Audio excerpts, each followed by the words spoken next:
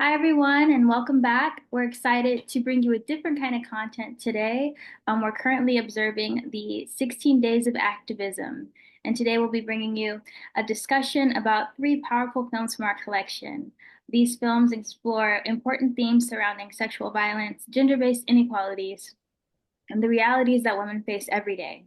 Today, we'll be having a conversation with our executive director, Heidi Basharad, as we reflect on these films and explore the broader conversations around justice, vulnerability, and change. We're excited to share these insights with you, so let's jump right in. Hi, Heidi. Thanks for joining me today. Hi, Dana. I'm so happy to be in conversation with you. Let's dive into our first film. It's called Through Her Eyes. It's a documentary created by the 2020 alumni of the Girls' Voices Now program. It explores fear and hidden struggles that women face today and sheds light on the challenges of navigating a world where safety and self-awareness are constant concerns. So I want to know, as a woman, I'm sure the hypervigilance discussed in the film, including the fears like not walking alone at nighttime, resonated with you. It certainly did for me. So I wanted to ask, what stood out to you most about how the film portrays the constant awareness that women kind of feel the need to maintain for their own safety? Yeah, so before answering the question, and I might actually throw it back to you because what I don't often get to hear is how viewers respond to the films that are made by our Girls' Voices Now participants, aside from the premiere event that we have every year. So, as you mentioned, we're in the 16 days of activism against gender-based violence. And this is probably the most important time of the year to be thinking about women's rights issues wherever we are. And it definitely doesn't get enough attention. And I often am very frustrated by that because it's at the end of the year, right? When everyone is celebrating their holidays and going to their holiday parties and getting gifts. And it's right during Thanksgiving for those of us who celebrate Thanksgiving in North America and everything. And the thing is that I often say that actually right now is the best time in history to be a woman, which could be shocking to some, but it's just true in terms of economic access and opportunities, political participation, education access. 50 years ago, women in the United States couldn't have their own credit card or take out a mortgage on a house in their name, and now they can. Those are little big things, right? And so, yes, there's still illiteracy, there's still poverty in the world, and all of those things disproportionately affect women. But when you look at the grand scope of history, like women are in a much better place than they used to be. The thing that never seems to change is the rate of violence against women. And actually, since the pandemic, that statistic has only gotten worse. It used to be 1 in 4 women will experience intimate partner violence in their lifetime, and now it's 1 in 3. And I don't know if you've been paying attention to headlines in the past few days since the 16 days started, but the most dangerous place for women is actually in the home. So yes, we're going to be talking about the danger that women feel, the vulnerability they feel, walking the streets at night or even in the daytime, because anything can happen anywhere at any time. But really, the most dangerous place for women to be, it turns out these days, is in the home. And this feels like a great tragedy to me. And it really says that we need more of the work that we do at Women's Voices Now, where it's you can have those top-down policy changes that like make a quota for women to be in government or, to be sitting on boards or getting scholarships to university programs. But if we're not changing the fundamental way that we see women and their role and purpose in society and in our homes, then that that statistic will never get better. And also, and then to segue into the talking about the film, that there's so much I feel, and I wonder if you agree with me. I think probably every woman has either been a victim of violence or knows someone who has been, a woman that's really close to her. So it's just so pervasive.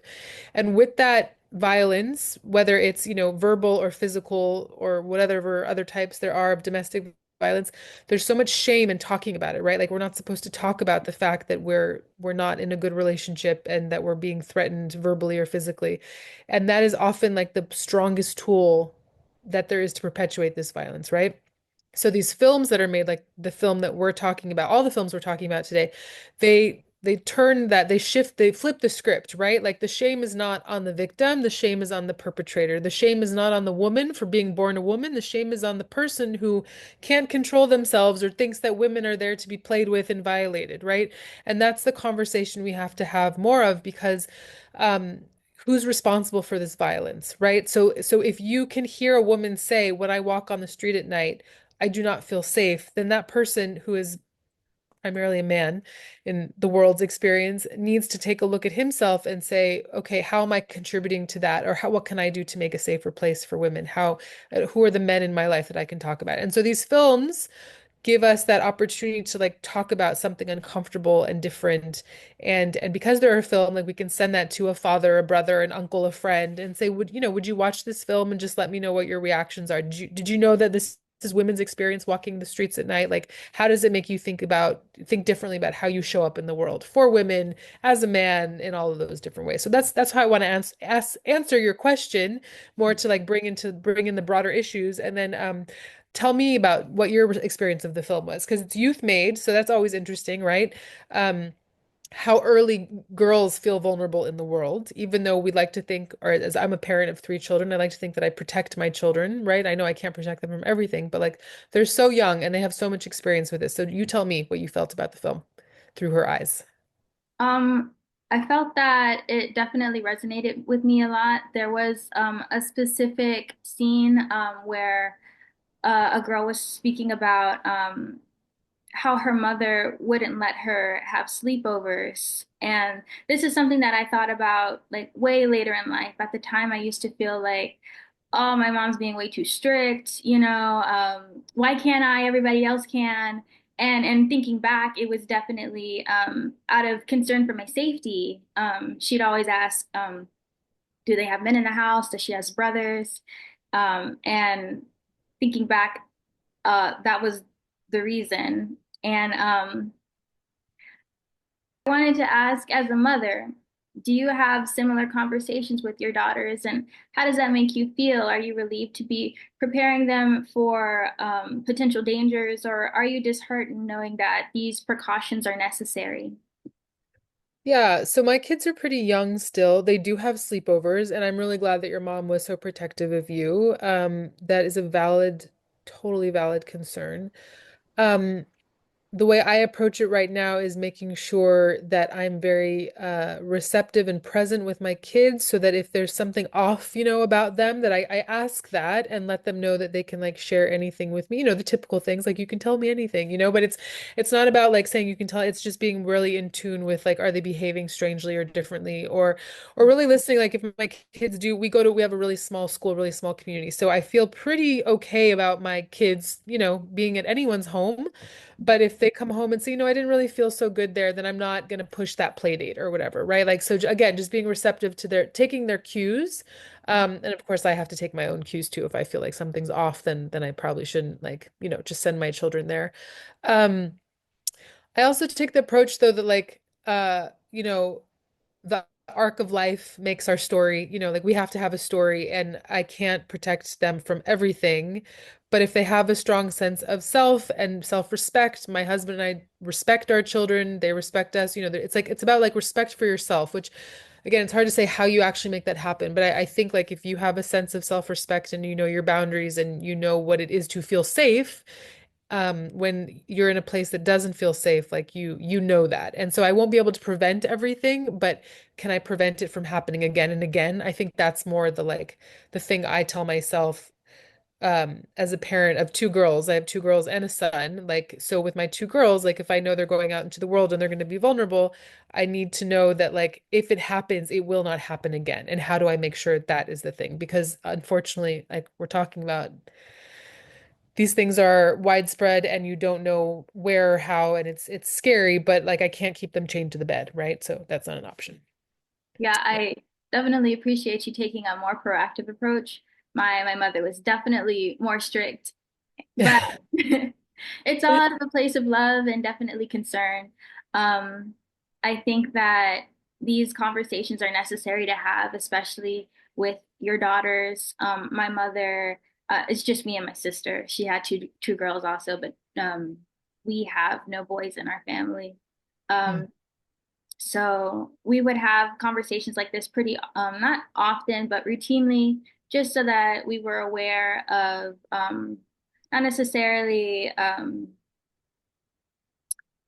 too explicit concepts. I mean, as we got older, the subject matter got more mature, but just certain things like, you know, um, to keep you know not to allow people into certain areas of privacy, Yeah. you know, to protect yourself in certain ways, you know, to always advocate for yourself. And I really appreciate that. Looking back, I don't think that I did as much when I was a child, but now I definitely do, and I feel like that prepared me for situations as I got older, as I dealt with men more in different situations in the workplace, with friends, in public, and I really appreciate that. Um, there was a specific statistic that really stood out for me in the film. It mentioned that 61% of women feel the need to take actions to protect their safety. And in comparison, only 60% of men feel like they don't have to take certain actions to protect themselves. And I think that that's really interesting, especially as we're talking about having conversations within our families, with our mothers, with our daughters. And I wonder, do men have these conversations with boys to protect themselves, or um, how to not make women or girls feel uncomfortable in these ways?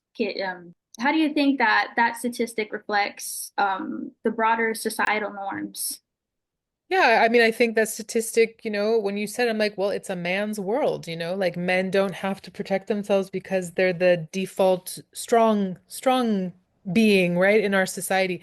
And it's not a bad thing. It's not a bad thing to be strong and to not feel you have to protect yourself. I would love if women were afforded that same confidence, right? So like how do we get some of that? What are some of the things that need to happen so that women feel less vulnerable when they're walking in the streets? And again, I don't think women have those answers, right? Like this is where there is an opportunity to engage men. There are some organizations, like I Have the Right to and Pro Mundo. There are men's organizations that are teaching men about these things and asking men to be more active in the space of creating a safer world for men and women, which I think is really nice. But yeah, I often think about this, like just the different experiences we have walking through life.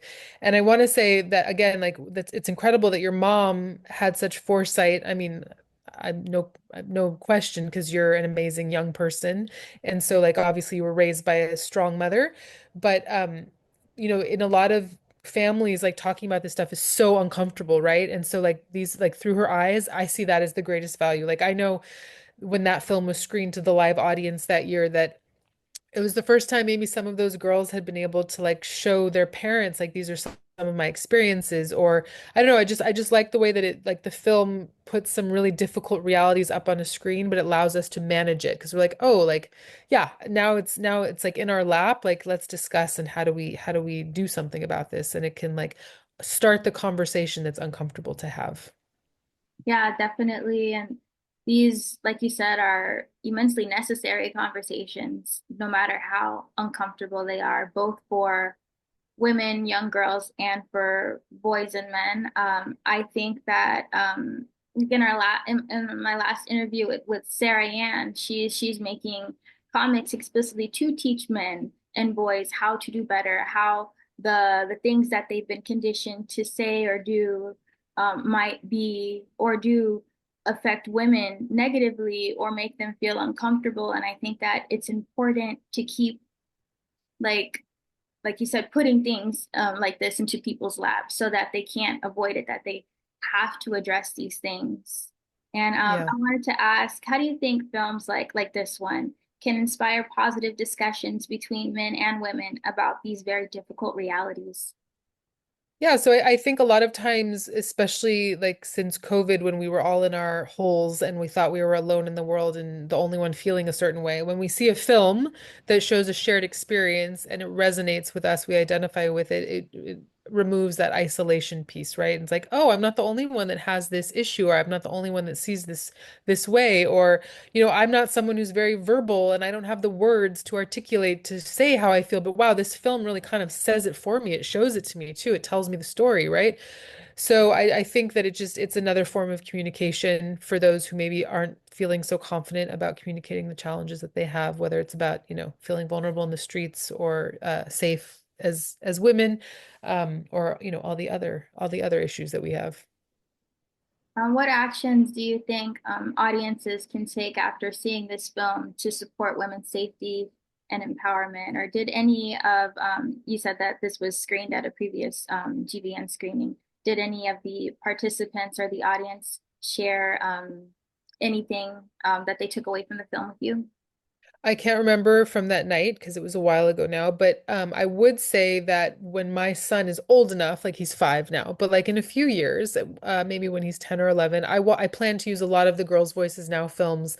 I've already shown one to my 10-year-old, but like I would love to show some of them to my son and to give him that exposure to how girls experience the world because I think that will give him, I mean, he has 2 sisters, he's already very empathetic and, very sweet and all the things and subject to whatever they want and he is very kind to them, but I think when we're talking about like moving into the world of like romantic relationships or just girls out that are not his sisters, like I would love for him to be very aware of girls' experiences and so that he knows. I mean, I just think it'll be make him a more successful like friend to girls, right? Or and boyfriend one day, right? Like if he understands what's going through a girl's mind and all of the fears she's having, then he'll understand like the nonverbal cues or yeah, just some of the challenges and then or that he can like also understand like how behaviors that he might exhibit would come across as aggressive when that wasn't his intention, right? It's just like awareness building. So it's kind of it can generate a new awareness. So, we can talk in like 6 years and I'll see how that experiment goes. But that would be,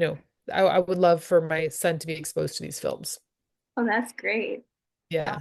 I find that in my experience with my male friends or people that I've dated in the past, they tend to be a lot more emotionally intelligent when they've had prominent female figures in their life, like older sisters or maybe even sometimes single mothers. So I Yeah. think that you exposing your son to things like that is really great.